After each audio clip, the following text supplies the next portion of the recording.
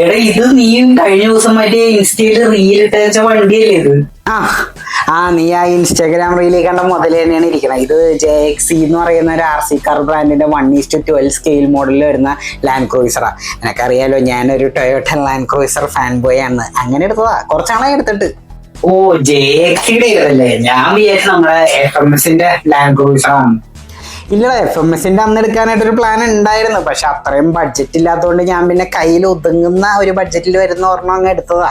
പക്ഷേ ഏറ്റവും കൂടുതലോ അത്യാവശ്യം നല്ല റിയലിസ്റ്റിക് ആയിട്ടുള്ള നല്ല കിടിലനായിരിക്കും. അതെ, അത്യാവശ്യം നല്ല കിടിലൻ ലുക്കും നല്ല റിയലിസ്റ്റിക് ആയതുകൊണ്ട് തന്നെയാണ് ഞാനും എടുത്തത്. സംഗതി അല്ല, ഇതിന്റെ ബിൽഡ് ക്വാളിറ്റിയും കാര്യങ്ങളൊക്കെ എങ്ങനെയുണ്ട്? ബിൽഡ് ക്വാളിറ്റിയുടെ കാര്യം പറയാൻ നേരത്തെ ഇത് മെറ്റൽ മെയ്ഡ് ഒന്നും അല്ല, ഇത് ഫുള്ളി പ്ലാസ്റ്റിക് മെയ്ഡ്.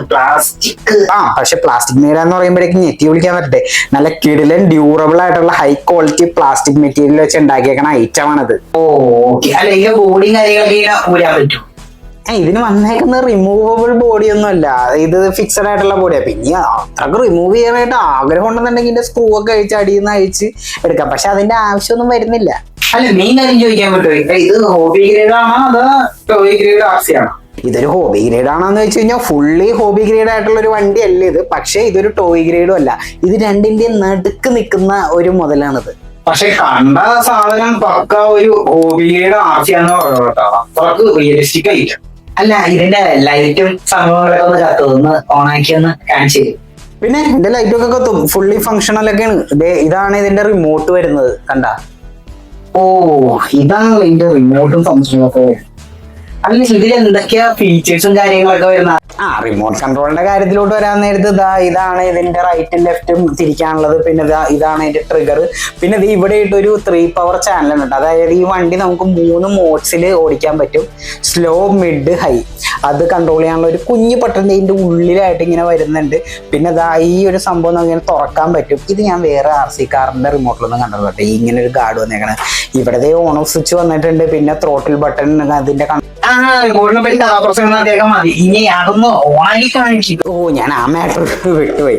ഇത് ഓൺ ഓഫ് ആക്കാനായിട്ട് സിമ്പിൾ ആണ്. ഇവിടെ ഇതാണ് ഓൺ ഓഫ് ബട്ടൺ, കണ്ട? ലൈറ്റ് ഒക്കെ കത്തി. ഇവിടെയാണ് ഇതിന്റെ റീചാർജബിൾ ബാറ്ററി കണക്ട് ചെയ്യേണ്ട സംഭവം. അതിങ്ങനെ ഊരി കഴിഞ്ഞ് കഴിഞ്ഞാൽ നമുക്ക് അതിന്റെ ഉള്ളിൽ കണക്ട് ചെയ്തിട്ട് വെച്ചാൽ മതി.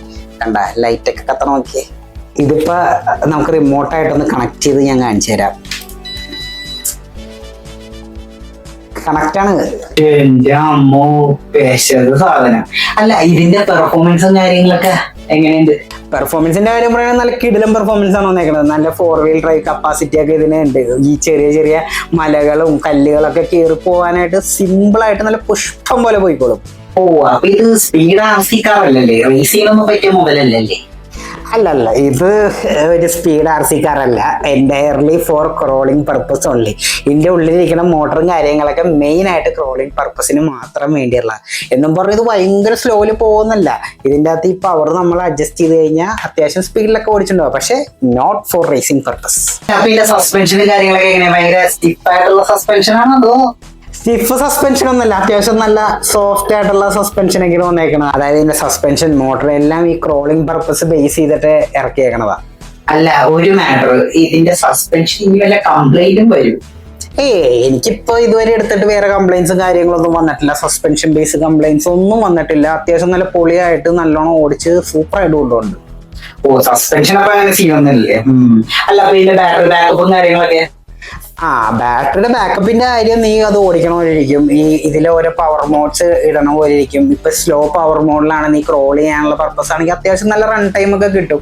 എന്നും പറഞ്ഞ് സ്പീഡിലാക്കി കഴിഞ്ഞാൽ ഒട്ടും റൺ ടൈം കിട്ടൂലെന്നല്ല, ആവശ്യത്തിനൊക്കെ റൺ ടൈം ഒക്കെ ഇതിന് കിട്ടും. ബാക്കപ്പ് ഇതൊക്കെ നൈസാണ്.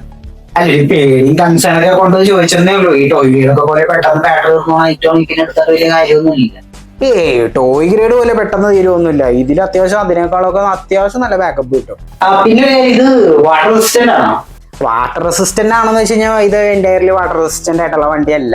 പക്ഷേ ഈ ഒരു നനഞ്ഞ പുല്ല്, നനഞ്ഞ മണ്ണ് ഇതിലേക്ക് കൂടെ ഓടിക്കാനായിട്ട് വലിയ സീനൊന്നും വരില്ല. പക്ഷെ റിവർ ക്രോസിങ്, ഭയങ്കര ചെളി കൂടെയൊക്കെ ഉള്ള ഓഫ് റോഡിങ് ഒക്കെ ചെയ്ത് കഴിഞ്ഞാൽ ഇതിൻ്റെ ഉള്ളിൽ വെള്ളം കയറി മോട്ടറിനെ പണിയിട്ടാനുള്ള എല്ലാ ചാൻസും ഉണ്ട്. സോ അത് സൂക്ഷിച്ചും കണ്ട് നോക്കി ഉപയോഗിക്കുക.